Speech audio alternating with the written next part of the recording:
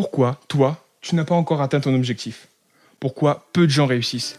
Et surtout, comment faire définitivement partie de cette élite qui réussit? C'est ce qu'on va voir aujourd'hui. Et c'est peut-être plus simple que ce qu'on ne pourrait croire.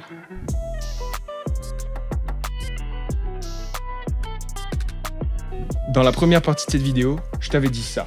Sois le meilleur dans le domaine que tu veux. N'importe lequel.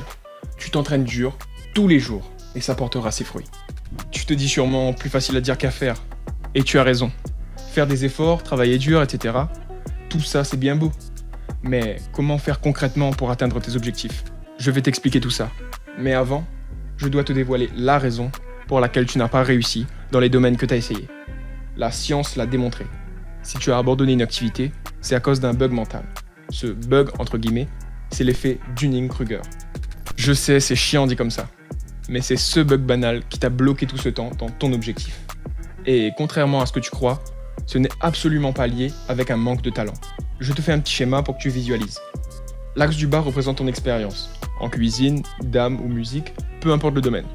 L'axe de gauche correspond à ton niveau de confiance dans ce domaine. Quand tu commences, tu apprends de nouvelles choses. En général, tu commences par les bases. À ce moment-là, tu es très fier d'avoir commencé. Dès les premières semaines de pratique, tu penses déjà tout savoir. Rassure-toi, c'est la même chose pour tout le monde. Tu sembles déjà être le meilleur. Donc tu persévères dans la pratique. Mais peu à peu, tu trouves les choses un peu plus complexes à comprendre. Des subtilités que tu ne connaissais pas et qu'il faudra apprendre. Ça te décourage. Et ça aussi, c'est normal. En général, tout le monde abandonne ici. Parce qu'ils sentent qu'ils sont nuls. Et que tout ça, c'est trop dur pour eux. Alors qu'ils ne sont pas loin de la remontée. Tout est dans leur tête. Mais toi, tu traverseras le brouillard. T'as pas fait tout ce chemin pour rien. Si tu continues, tu vas avoir de plus en plus de compétences. Tu vas connaître les particularités, les pièges, et ta confiance en toi dans ce domaine repartira à la hausse, progressivement. C'est ce qu'on appelle la courbe Dunning-Kruger.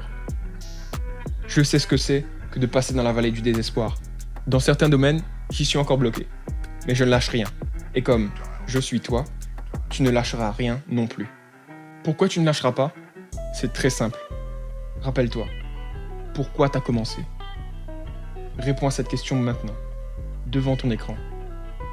Pourquoi t'as commencé?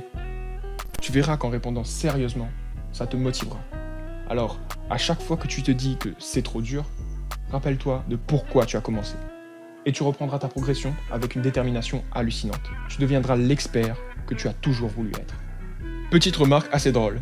La courbe de Dunning-Kruger montre aussi que les experts ont moins confiance en eux que ceux qui commencent à peine, alors qu'ils ont beaucoup plus de connaissances et d'expérience. Donc méfie-toi des gens qui se vantent.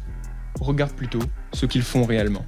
À la fin de cette courbe rude, tu es un expert dans ton domaine et tu peux monnayer ton expertise. Oui, tu peux vivre de ta passion. Tu peux enseigner ta discipline en étant professeur dans une école ou sur internet. Tu peux vendre ce que tu produis si tu es cuisinier ou auteur par exemple. À partir de maintenant, tu sais ce qu'il te reste à faire. Travaille ta passion et ta passion te rendra indépendant. J'ai pas dit que ça allait être simple, mais ça en vaut la peine. Apprends et ne lâche rien. Ne lâche rien et tu seras spécialiste.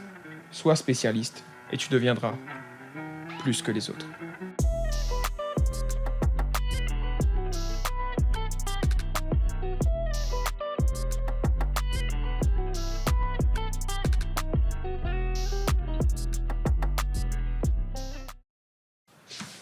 Bog, dog, Dog, fog, Fog, meg, Tog, jog. Nutmeg. Putain.